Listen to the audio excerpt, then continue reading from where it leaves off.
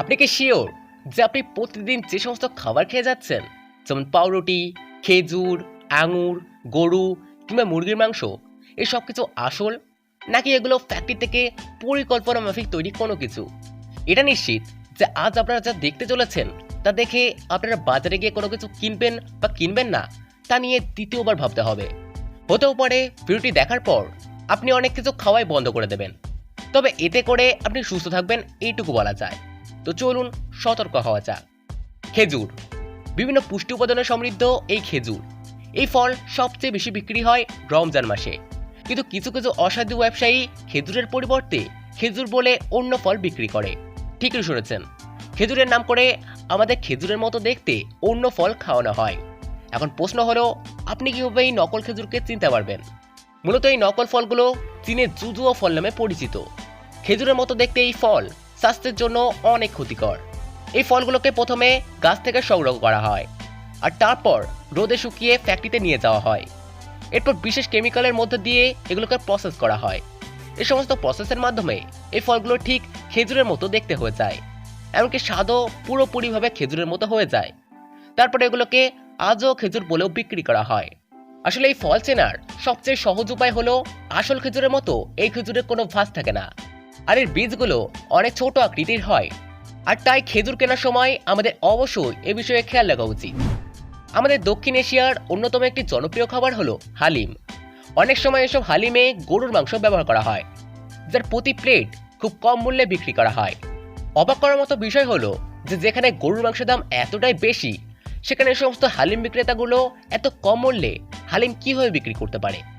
আসলে এগুলোর অনেক মাংসই ডাস্টবিন কিংবা ময়লা আবর্জনা থেকে সংগ্রহ করা হয়।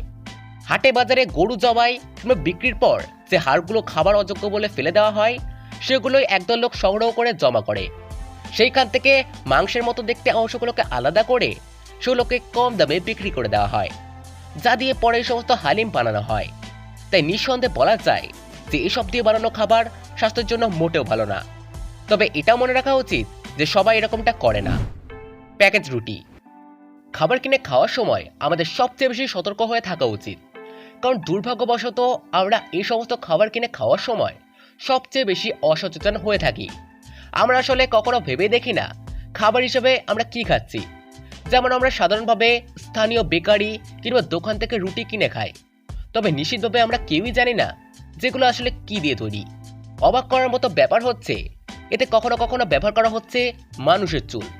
আপনি ঠিকই শুনেছেন, কখনো কখনো বিভিন্ন ফ্যাক্টরি এমনটা করে থাকে, কারণ সিস্টাইন নামক এক অ্যামিনো অ্যাসিড রুটিতে মেয়াদ বাড়ানোর জন্য ব্যবহার করা হয়, আর এগুলো মানুষের চুল থেকে সংগ্রহ করা হয়। এছাড়াও হাঁসের পালক, গরুর শিং থেকেও এই কেমিক্যাল সংগ্রহ করা হয়। চীনের একটি রিসার্চ অনুযায়ী তাদের দেশের অভ্যন্তরে এগুলো বেশিরভাগই আসে তাদের অভ্যন্তরীণ সেলুন থেকে, আর সেটাকে রাসায়নিক মিশ্রণে মিশিয়ে পরবর্তীতে সিস্টাইন অ্যাসিডকে আলাদা করা হয়। এরপর সেগুলোকে প্যাকেট করে রুটি উৎপাদনকারীদের কাছে পাঠিয়ে দেওয়া হয়। তাই বলাই যায় যে প্যাকেটজাত রুটিতে অবশ্যই চুলের ব্যবহার করা হয়। যদিও চাইলেই এই রুটি খাওয়া পুরোপুরিভাবে এড়ানো সম্ভব না, তবে যা করা যায় তা হলো নির্দিষ্ট একটা দোকান থেকে রুটি কিনে খেতে পারেন, এবং ব্র্যান্ডের বেশি মেয়াদি রুটির চেয়ে হয়তো বা কম মেয়াদি সস্তা রুটি বেশি চেয়ে। আঙুর। আঙুরের মতো দেখতে এই ফলগুলো আসলে আঙুর না, এগুলো বাইরের দেশ থেকে আমদানি করা মোরক্কা ফল। এইগুলো দেখতে আঙুরের মতো হলেও এইগুলো খেলে যাদের অ্যালার্জি আছে তাদের গলা চুলকানোর মতো সমস্যা দেখা দিতে পারে। বর্তমানে এর দাম আঙুর ফলে অর্ধেক, কিন্তু ব্যবসায়ীরা লাভের আশায় এগুলোকে আঙুরের নামে বিক্রি করে যাচ্ছে। আসলে আঙুর আর মোনাক্কো ফলের সবচেয়ে বড় পার্থক্য হলো এর বড় সাইজের বীজ, এবং এর রং হয় বাদামি আর সবুজ, অথচ আঙুরে কোনো বীজ থাকে না। এবং মোনাক্কো ফলের সাইজ আঙুরের তুলনায় অনেক বড় হয়ে থাকে, যেমন 2-3 ইঞ্চি পর্যন্ত হয়ে থাকে, আর এগুলো আঙুরের চেয়ে অনেক বেশি মিষ্টি। অন্যদিকে আঙুর হালকা টক মিষ্টি হয়। যদিও মোনাক্কা কিন্তু একেবারে খাওয়ার অযোগ্য ফল না, তবে এর জন্য অনেকের অ্যালার্জির সমস্যা শুরু হতে পারে। চিকেন। একদল গবেষক গরু আর মুরগির মাংস নিয়ে পরীক্ষা করেন। মূলত এই পরীক্ষাটা করা হয়েছিল লাল এবং সাদা মাংসের মধ্যে পার্থক্য বের করার জন্য। লাল মাংস হিসেবে নেওয়া হয়েছিল গরুর মাংস, আর সাদা মাংস হিসেবে নেওয়া হয়েছিল মুরগির মাংস। সেই গবেষণায় দেখা যায় যে গরুর মাংসের মতো মুরগি বা অন্যান্য পোলট্রির মুরগি খেলেও সমান মাপেরই কোলেস্ট্রলের মাত্রা বেড়ে যায়। কারণ এসব পোলট্রির মুরগির ওজন বাড়ানোর জন্য বিভিন্ন কেমিক্যালযুক্ত খাবার খাওয়ানো হয়। অথচ গবেষকরা ভেবেছিলেন এই মাত্রা হয়তোবা গরুর চেয়ে মুরগিতে কম হবে, কিন্তু বাস্তবে এর উল্টো চিত্র দেখা যায়। কোক এবং পেপসি, সফট ড্রিঙ্ক বা পেপসির বিপজ্জনক জিনিস শুধুমাত্র এতে মেশানো মিষ্টি তা কিন্তু নয়, এর মধ্যে থাকা গ্যাসও আপনার ভীষণই ক্ষতি করতে পারে। যেমন এই গ্যাস থেকে হার্টের অনেক সমস্যার সৃষ্টি হয়, যেই সব নিয়মিত খাওয়ায় হৃদরোগের ঝুঁকি বেড়ে যায়। বর্তমান সময়ে এসব পানীয় এতটাই বিখ্যাত যে এসব পানীয় ছাড়া তাদের খাবারটাই যেন অসম্পূর্ণ থেকে যায়। তাছাড়া সব সফট ড্রিঙ্কে বিভিন্ন পদার্থের সংমিশ্রণ থাকে, তার মধ্যে উল্লেখযোগ্য হলো ক্যাফিন এবং চিনি। পাশাপাশি এগুলো সৌন্দর্য বাড়ানোর জন্য ব্যবহার করা হয় বিভিন্ন প্রকারের রং। আর এসব রং মানব শরীরে কতটা ক্ষতি করতে পারে তা হয়তোবা আমরা সকলেই জানি। আমাদের অনেকের কাছেই একটি জনপ্রিয় খাবার হলো এই ইনস্ট্যান্ট নুডলস। ক্ষুধা নিবারণের জন্য তাৎক্ষণিক আর মজাদার খাবার হিসাবে এই নুডলসের কোনো বিকল্প নেই, কিন্তু কিছু ক্ষেত্রে এটা স্বাস্থ্যের পক্ষে অনেক বেশি ক্ষতিকারক, বিশেষ করে মেয়েদের জন্য। কারণ হার্ভার্ড স্কুল অফ পাবলিক হেলথের একদল রিসার্চারদের গবেষণায় উঠে আসে যে এসব খাবার খাওয়ার ফলে মহিলাদের মধ্যে ওজন বেড়ে যাওয়ার ঝুঁকি 68% পর্যন্ত বেড়ে যায়। আর এই তথ্য প্রকাশ করা হয় নিউট্রিশনের জন্য বিখ্যাত এক জার্নালে। যদিও সপ্তাহে অল্প কিছু নুডলস খাওয়া যেতে পারে। আরও একটা গবেষণা উঠে আসে যে এশিয়ানদের মধ্যেই এই নুডলস খাওয়ার প্রবণতা সবচেয়ে বেশি, আর তার মধ্যে সবচেয়ে উপরে আছে সাউথ কোরিয়া। শুধুমাত্র এশিয়াই নয়, বরং পুরো বিশ্বে এই নুডলস খাওয়ার প্রবণতা অনেক বেশি। যেমন শুধুমাত্র 2010 সালেই কোরিয়ানরা $3.5 বিলিয়ন খরচ করেছিল এই ইনস্ট্যান্ট নুডলসের পিছনে। প্যাকেজ মাংস, আপনি কি কখনো ভেবে দেখেছেন যে প্যাকেট করা কিমা মাংসে কেবলমাত্র একই ধরনের মাংস থাকে নাকি 5 মিশালি মাংস? মূলত প্যাকেট করা কিমা মাংসের মধ্যে প্রোটিন এবং কোলাজেনের একটা অংশ থাকে। কোলাজেন বলতে বোঝায় মাংসতে হাড় থাকা। তাছাড়া এমনটাও দেখা যাচ্ছে যে কিমা করা মাংসের প্যাকেটের ভেতরে অন্যান্য অনেক ধরনের মাংস মিশিয়ে বিক্রি করা হয়।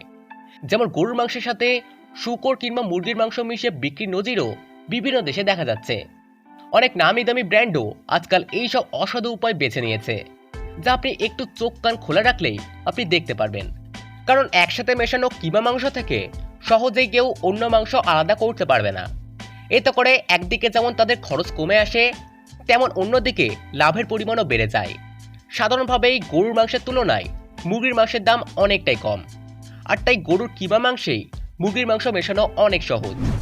টমেটো সস, টমেটো কেচাপ বা টমেটো সস বর্তমান পৃথিবীতে অনেক বেশি বিখ্যাত হয়ে উঠেছে। বিশেষ করে যে কোনো ফাস্টফুডের সাথে সস মিশিয়ে খেতে কে না পছন্দ করে, কিন্তু এগুলো শরীরের জন্য অনেক বেশি ক্ষতিকর, কারণ এসব সসে কোনো পুষ্টি উপাদানই থাকে না। এমনকি এগুলো মানুষের হার্ট পর্যন্ত ব্লক করে দিতে পারে। এছাড়া এতে থাকা চিনি ডায়াবেটিস রোগের সম্ভাবনা অনেক গুণ বাড়িয়ে দেয়। সসে বিভিন্ন অ্যাসিডিক উপাদানও থাকে, যা অনেকের জন্য অ্যাসিডিটির সমস্যাও তৈরি করে। এছাড়াও ওতে সোডিয়ামের পরিমাণ অনেক বেশি থাকে, যা আপনার কিডনিতে পাথর পর্যন্ত তৈরি করতে পারে। তাই আমাদের উচিত বাজার থেকে যে কোনো সস না কিনে পারলে সস নিজেদের বাসাতেই তৈরি করে খাওয়া। তো যাই হোক বন্ধুরা, এভাবে বাজার থেকে কোনো জিনিস সাবধানে কিনে খাবেন আর অসাধু ব্যবসায়ীদের থেকে বেঁচে থাকবেন। তো দেখা হবে আবার নেক্সট ভিডিওতে। ততক্ষণ জন্য ভালো থাকবেন। ধন্যবাদ।